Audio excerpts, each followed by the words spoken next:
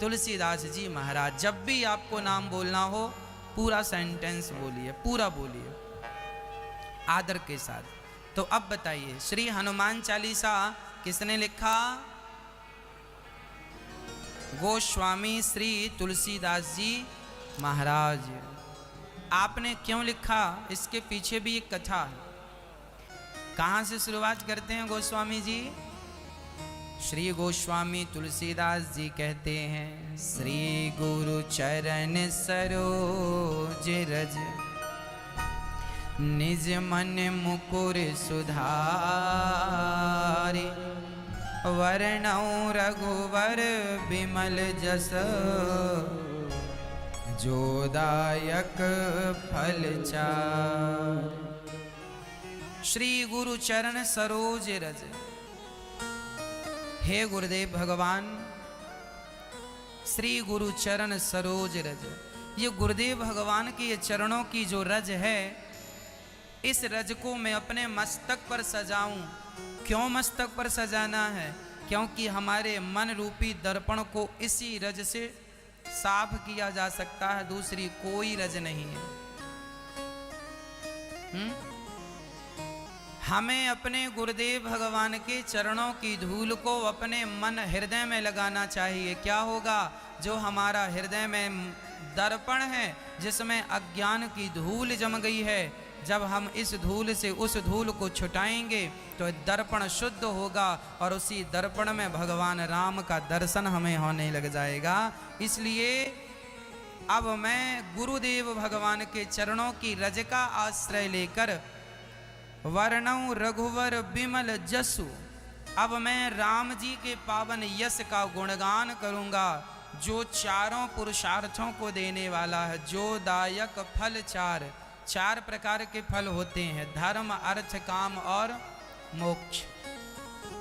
चार पुरुषार्थ कहते हैं इनको, धर्म अर्थ काम मोक्ष। चार चीजें आदमी को चाहिए। आपको क्या चाहिए? हमारे जीवन में धर्म होना चाहिए, धर्म भी होना चाहिए और अर्थ भी होना चाहिए। लोग कहते हैं पैसों से क्या मोह रखते हो? ना साहब, पैसे कमाया करो, मोह भले ना रखो, अच्छा है, पर पैसे तो होने चाहिए। लक्ष्मी के बिना काम नहीं बनेगा। इसलिए धर्म अर्थ, आपके पास धर्म भी हो और अर्थ भी हो, लेकिन एक बात और, इसका क्रम देखिएगा। धर्म पहले नंबर पे है। नंबर एक क्या? धर्म। दूसरे नंबर पर अर्थ, तीसरे नंबर पर काम और चौथे नंबर पर मोक्ष है। देखिए, नंबर एक क्या? धर्म। नंबर दो क्या? अर्थ। तीन काम, चौथे पे मोक्ष। समझिएगा, धर्म अर्थ काम मोक्ष। सबसे पहला है धर्म। यदि आपके जीवन में धर्म का आचरण आ गया, यदि आप धर्मात्मा हो गए, तो अर्थ अपने आप आएगा। आप लोग किसके पीछे भाग रहे हैं? अर्थ के पीछे ना, गलत रास्ता, ट्रैक ही गलत है आपका। अर्थ दूसरे नंबर पर है, धर्म पहले नंबर पर। धर्म के पीछे भागो तो अर्थ आपके पीछे पीछे भागने लग जाएगा। आप धन के पीछे भाग रहे हो तो ना धन मिला ना धर्म मिला। भगवान का नाम क्या है? धर्म। ईश्वर का एक नाम है मैया धर्म। पर्यायवाची भगवान के 1000 नाम है ना, उन हजारों नामों में एक नाम भगवान का है धर्म। अब सोचिएगा, जब सत्य, धर्म मीन्स दया, दया सत्य, जब हम सत्य के मार्ग पर रहेंगे, प्राण जाए पर हमारे वचन न जाए, प्राण जाए पर वचन। राजा हरिश्चंद्र बाजार में बिक गए, लेकिन उन्होंने अपने सत्य को, अपने धर्म को नहीं छोड़ा। रंती देव भूखे रह गए, पर उन्होंने उस हाल में भी अपने धर्म को, अपने सत्य को नहीं छोड़ा। गुरु नानक देव जी बड़ी कठिन मुसीबत विपत्तियों में रह गए, पर उन्होंने उस विपत्ति, उस मुसीबत में भी अपने धर्म को, अपने सत्य को उन्होंने नहीं छोड़ा। बस जब उन्होंने धर्म को नहीं छोड़ा, सत्य को नहीं छोड़ा, तो फिर उनके पास लक्ष्मी आई कि नहीं? हाँ या ना? राम जी 14 साल के लिए वनवास गए। 14 साल के दौरान भगवान राम के पांव में चरण पादुका भी नहीं थी। कितना कठिन समय था। आज की भाषा में कहे तो बहुत गरीब थे राम जी, रहने को झोपड़ी भी नहीं थी। आज की भाषा में राम जी क्या थे? गरीब थे, जंगल में घूमते थे। लेकिन जंगल में तो थे राम जी, लेकिन पालन किसका किया? किसका पालन किया? धर्म का। और जब धर्म का पालन 14 साल तक किया तो 14 साल पूरे होने के बाद क्या हो गए? वो लक्ष्मीपति अर्थात अयोध्या के राजा हो गए। जो धर्म का पालन करेगा वही राजा बनेगा। जो धर्म का पालन करेगा लक्ष्मी उसी को मिलेगी। बिना धर्म के लक्ष्मी मिल नहीं सकती। आप लाख उपाय करो। आप लोगों की गलतियां यह है कि आप लोग धर्म ही छोड़े बैठे हो। मांस खाना तुम्हारा धर्म थोड़ी है पर तुम खा रहे हो। शराब पीना तुम्हारा धर्म थोड़ी है पर तुम पी रहे हो। झूठ बोलना तुम्हारा धर्म थोड़ी है पर तुम बोल रहे हो। निंदा करना तुम्हारा धर्म नहीं है पर तुम निंदा कर रहे हो। चुगली करना तुम्हारा धर्म नहीं है पर तुम चुगली कर रहे हो। तुम धर्म के विपरीत काम कर रहे हो, इसलिए तुम 2-2 पैसे के लिए मोहताज हो। इसलिए तुम परेशान हो। इसलिए धर्म का आचरण करना शुरू कीजिए। जब धर्म के मार्ग पर चलेंगे तो अर्थ अपने आप आएगा। धर्म और फिर दूसरे नंबर पर अर्थ। इसलिए आज कसम खाइए कि हम कभी अपना धर्म नहीं छोड़ेंगे। धर्म पे चलोगे तो अर्थ की प्राप्ति होगी। धर्म अर्थ, और फिर अर्थ आएगा तो फिर काम। अर्थ से कामनाएं पूरी होंगी। काम मतलब गाड़ी की कामना है, घर की कामना है, साड़ी की कामना है, हार की कामना है। तुम्हारे को सोना चाहिए, चांदी चाहिए, घर चाहिए, गाड़ी चाहिए, ऐशो आराम चाहिए, लग्जरी जिंदगी चाहिए। सब काहे से पूरी होंगी? धन से पूरी होंगी। तो धन होगा तो काम मिलेगा। धर्म अर्थ काम। काम की पूर्ति किससे होती है? धन से। और धन की पूर्ति धर्म से। धर्म करोगे तो धन, और धन रहेगा तो काम। और काम संसार में जब पूरा हो जाएगा, जब आप सारे सुख भोग चुके होंगे, सबका आनंद ले चुके होंगे, तब आपको लगेगा यार सब बेकार है, कुछ भी सार नहीं है, अब तो भगवान की शरण में चलना चाहिए। तब मोक्ष का ख्याल आएगा। और यदि आपकी इच्छाएं पूरी नहीं होंगी तो फिर भी मन वहीं बार बार जाएगा, यार वहाँ एक बार चले जाएं, वहाँ एक बार चले जाएं, एक बार वो मिल जाता। कई लोगों की इच्छाएं पूरी नहीं होती तो वो इच्छाएं मन में रह जाती हैं और फिर उन इच्छाओं को पूरा करने के लिए अगला जन्म लेना पड़ता। पुनरपि जननम पुनरपि मरणम के चक्र में पड़ना पड़ता है। यदि आपके पास पर्याप्त धन होगा तो आप अपनी सारी इच्छाएं पूरी कर लेंगे, और पूरी करने के बाद फिर आपकी कोई इच्छाएं, फिर सत्संग से जुड़ जाइए तो धीरे धीरे इच्छाओं का दमन हो जाएगा, और दमन होगा तो मोक्ष हो जाएगा। यही जीवन जीने का ढंग है। लेकिन लोग सिस्टम से चलते नहीं है। 1 के बाद 2 आता है, 2 के बाद 3 आता है, 3 के बाद 4 आता है। लेकिन आप लोग ऐसी जिंदगी जी रहे हैं, आपके पास ना 1 आया ना 4 आया, सिर्फ 2 और 3 के चक्कर में आप पड़े हैं। समझ रहे हैं? हमारी उंगलियों से समझिएगा। 1 नंबर पे है धर्म और 4थे नंबर पे है मोक्ष। आप लोगों को ना धर्म से मतलब है ना मोक्ष से मतलब है। अर्थ और काम। पैसे चाहते हैं और अपनी कामनाएं पूरी चाहते हैं। आप ना पहली संख्या के पास आ रहे हैं ना आखिरी संख्या के पास। अब ये बताओ, 1 के बिना 2 आ जाएगा? है संभव 1 के बिना 2 आ जाए? नहीं ना। फिर आप डायरेक्ट दूसरी सीढ़ी पे क्यों चढ़ गए? पहली 4 सीढ़ियां हैं, ये 4 सीढ़ियां हैं, 1st, 2nd, 3rd, 4th। पहली सीढ़ी है धर्म। पहले धर्म में पांव रखो, धर्म में पांव जमाओ, धर्मात्मा बनो, फिर अर्थ आएगा, फिर काम आएगा, फिर मोक्ष हो जाएगा। ये लिखा है यहाँ, श्री गुरु चरण सरोज रज निज मन मुकुर सुधारी, वर्णौ रघुवर बिमल जस जोदायक फल 4। ये 4 फल ये हैं, धर्म अर्थ काम मोक्ष। बुद्धिहीन तनु जान के सुमिरो पवन कुमार, बल बुद्धि विद्या देहु मोहि हरहु कलेश विकार। हे नाथ मैं बुद्धिहीन हूँ, मैं बुद्धिहीन तन जान के मैं अपने आप को बुद्धिहीन समझ रहा हूँ। पवन देव मैं आपका स्मरण कर रहा हूँ, मुझे आप ही बल बल बुद्धि विद्या, बल और बुद्धि और विद्या कौन देगा? बल चाहिए तो किसकी शरण में? अतुलित बल धामम। बल किनके पास है? हनुमान जी के पास। बुद्धि किसके पास है? हनुमान जी के पास।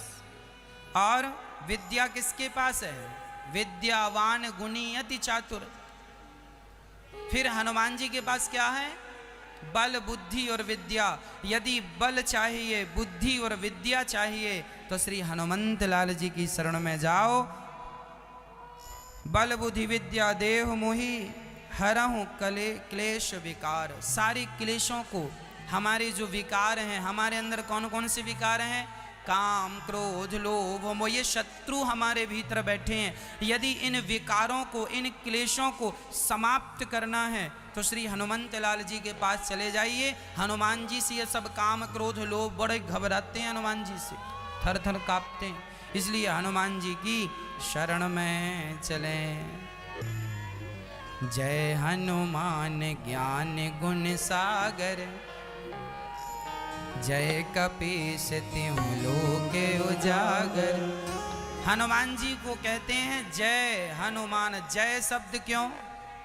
हनुमान चालीसा का पहला शब्द क्या है? पहला अक्षर क्या है? गोपी गीत भी जा से शुरू हुआ, जयति तेधिकम जन्मना ब्रज। और ये भी हनुमान चालीसा भी जा शब्द से। ये जो जा शब्द है यह भगवान की जय जयकार का सूचक है। जय हनुमान, हे हनुमान जी आपकी जय हो।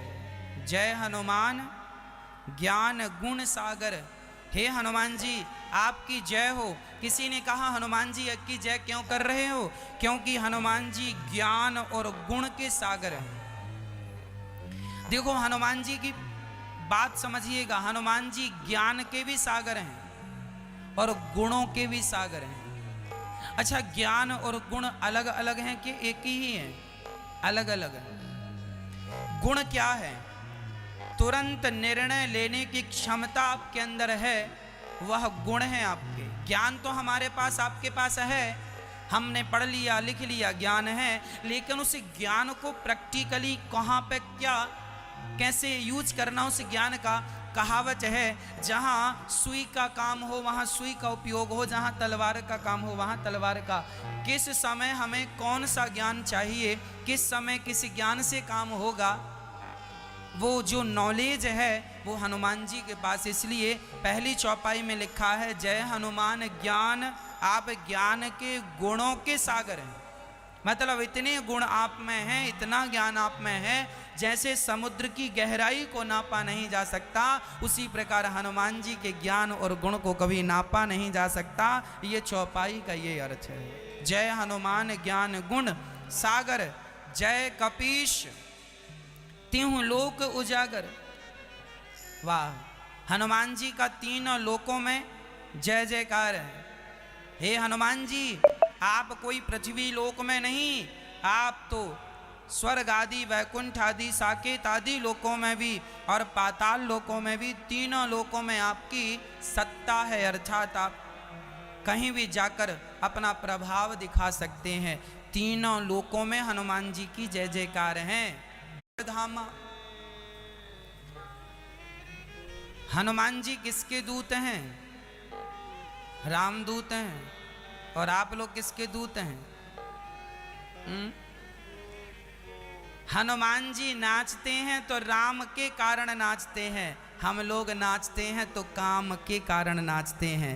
दोनों ही नाच रहे हैं, वो राम के दूत हैं, हम लोग काम के दूत बने फिर रहे हैं। एक आदमी सवेरे जा रहा था, कहाँ जा रहे हो? काम से।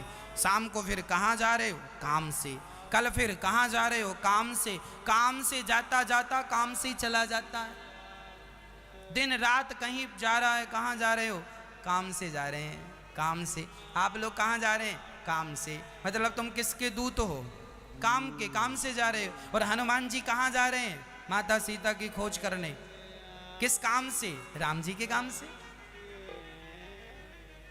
वो राम जी के दूत हैं और हम काम काम काम। वो राम राम राम, हम काम काम काम।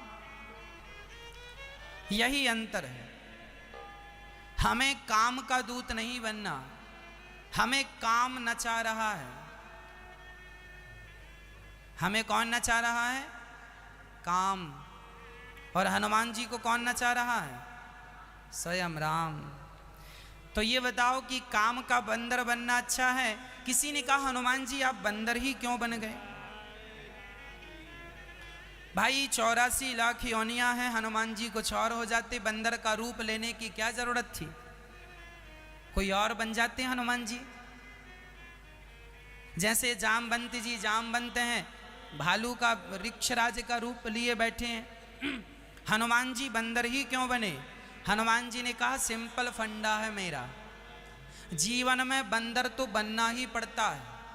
चाहे पत्नी का बंदर बन जाओ, चाहे भगवान का बंदर बन जाओ। आज पुरुष बंदर बने घूम रहे हैं। किसके बंदर हैं? पत्नी नचाती है, नाचता है। पत्नी बुलाती है, आ जाता है। किसका बंदर है? आपके पति आपके बंदर हैं या नहीं? हाँ या ना? फिर जीवन में बंदर तो बनना ही पड़ता है साहब। राष्ट्रपति जी भी अपनी पत्नी के सामने राष्ट्रपति नहीं होते।